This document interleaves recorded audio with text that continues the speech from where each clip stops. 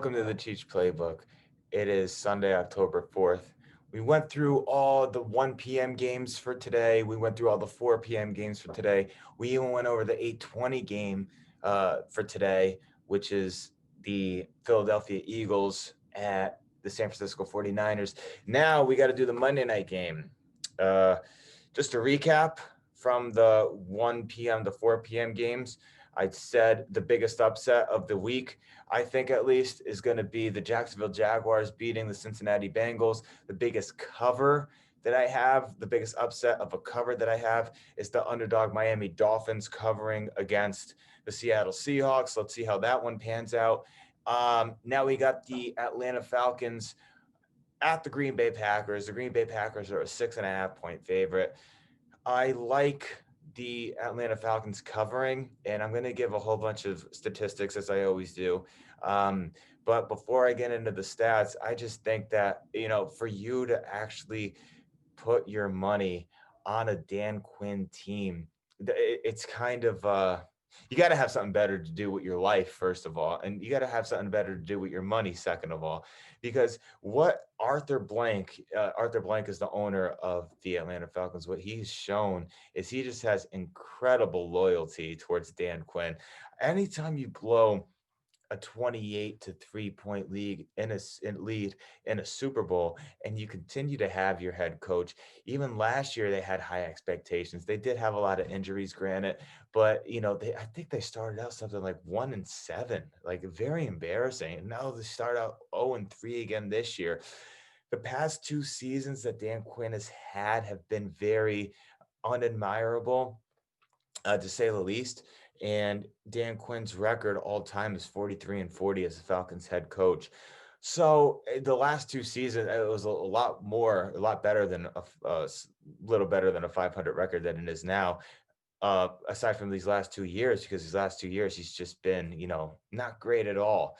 So here we go. The Falcons blew a 15-point lead against the Dallas Cowboys in the fourth quarter, and then a 16-point lead against the Bears last week in the fourth quarter. Back-to-back games since 1925. Ready for this?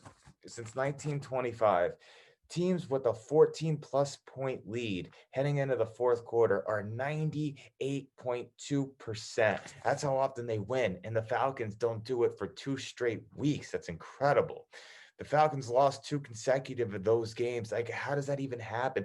At some point or another, even against the Dallas Cowboys, when you saw the onside kick that the Cowboys did, what is it, Greg the Leg? That's what they called him. Like, it was some phenomenal kick. I just think the Falcons botched it. Anytime you have that sort of a game, back to back weeks, I don't understand how Dan Quinn still has a job. Him, Adam Gase, I don't get it. Again, 40 million Americans or so unemployed for the coronavirus. And yet these two guys still have jobs, and they go every single week, and they botch every single week. And yet they're no worries, no worries, right? They're still in the league. In the NFL, one of the toughest leagues to coach in, but yet they're still there.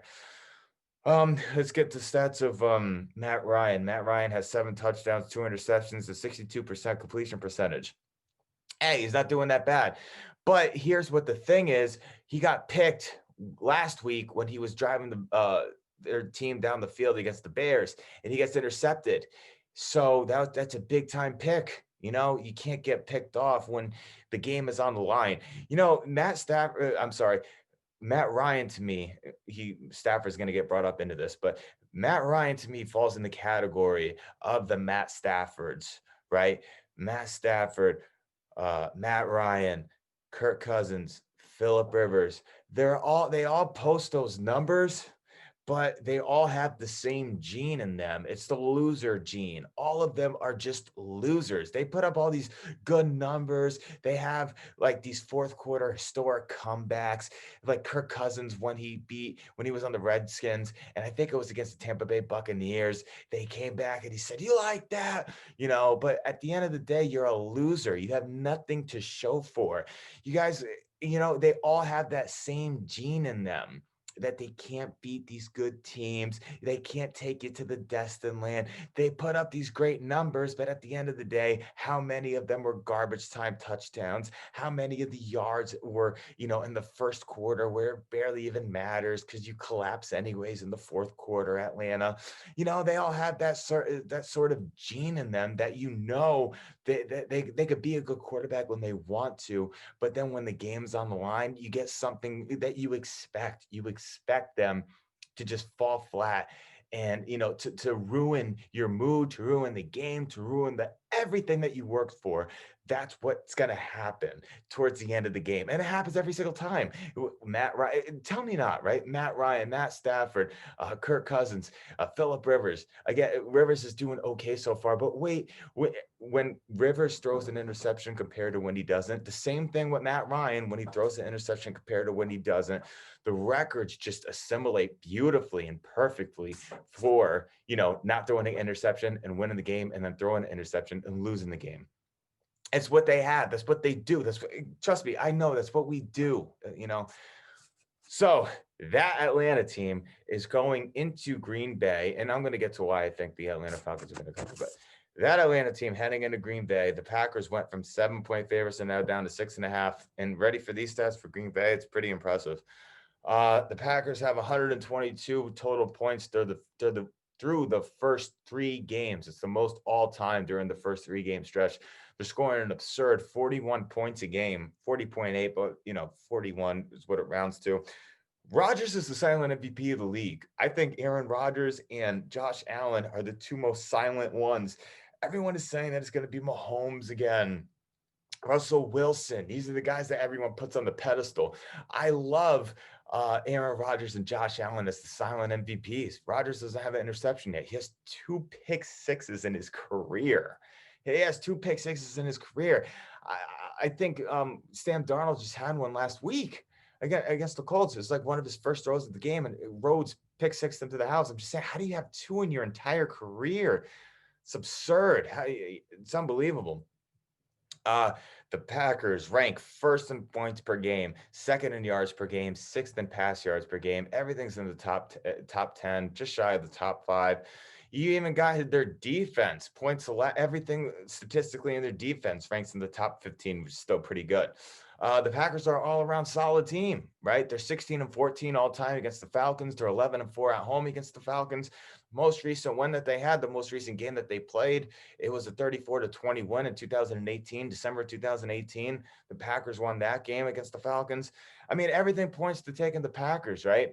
And here's why I'm going against them. I'll pick them to win because I would never in a million years, especially knowing what I know now with Dan Quinn, I will never in a million years bet on this guy for anything. The Falcons are 0-3, and they're 0-3 against the spread. The Packers are 3-0, and they're 3-0 against the spread. They clobbered the Vikings, and because the Packers won by 9 points, and everyone says, "Oh, the Vikings made a game out of it, and they could have won." No, we were out the entire time. We had all these fluky sort of, touchdowns from Kirk Cousins in this garbage time. That's what he always does. That's what he's best at. Garbage time points, garbage time touchdowns. We were never in the game. They blew us out from the start. They blew the Lions out. And the Lions were winning at one point in that game, and they completely dismantled them. The Saints were 3.5-point favorites against the Packers Monday night. And the Saints they collapsed. I don't know what happened with them. So the Packers are doing really well. I also didn't pick the Saints to make the playoffs, which I'm very adamant on. I still don't think that they're going to. So my whole point about this Packers team is they beat teams combined that have 2 wins combined, right? So they beat the Vikings, who are winless. They beat the Lions with 1 win. They beat the Saints with 1 win. Looking on previous years, you could say, wow, the Saints are a pretty good team. But what it's shaping up to be this year so far, the Saints aren't that good. At least they haven't found their stride yet. You put these 2 teams into a matchup a little later in the year, and, the Packers win that game when the Saints maybe get on their feet. I don't know. Then we're talking about a different story, a different Packers team. I just think this Packers team they're great, right? I think they're a little bit overhyped. They're not a top 5 team. They're certainly in the top 10. I put them at number 6, I'd say. This is a very good Packers team. The Falcons, on the other hand, how do you live to be a Falcons fan? I mean, again, ever since the 28-3 lead that collapsed in the Super Bowl, they have not been the same team since. And I don't think they have been. And what they're really good at too is having a lead and then losing it time and time again. So here's my take on this game. I think the Packers win. I think that the Falcons make a game out of it and they cover the spread. Okay, I'm going to go Packers 30, Falcons 27. I think it's that close. And here's why. If the Falcons get blown out, Arthur Blank has absolute loyalty towards Dan Quinn. It's amazing. It's insane how Arthur Blank has not fired Dan Quinn yet. I think if they get blown out against the Packers on Monday night, Dan Quinn's out. I think Dan Quinn is out. I think that's the headline for Tuesday morning, Monday night, whatever you want to call it. Dan Quinn is fired as a head coach if they get blown out against the Packers. Because look, let's be honest here. No one is expecting Atlanta to win. We are expecting Atlanta to keep it a little close, though. And I think ever since Julio Jones had that quote last year, he said something along the lines of, "This man has done everything for us. There's no reason why Dan Quinn should be fired." He said something along those lines last year. And when he said that, they caught their stride and they ended up beating New Orleans in New Orleans. They beat the Niners in San Francisco. They went on this crazy run that no one saw coming. So that's the kind of situation that Atlanta's in again right now. They're in that situation where they're not expected to do anything, but I think they love Dan Quinn. I think they loved him enough to try to win for him. At least that's what Julio Jones said last year. And I think they're going to catch their stride again this year. And again, I'm not saying playoffs. I'm not saying that they're going to be a good team. I'm just saying the games that you don't expect them to win and the games that you don't expect them to win, they will make a game out of it. And they might even win. Who expected them to win last year in San Francisco or in New Orleans? No one really expected that. So they're going to catch their stride. No one expects them to win this game. Watch them win. Watch them come out of nowhere and do it. That's what this team does.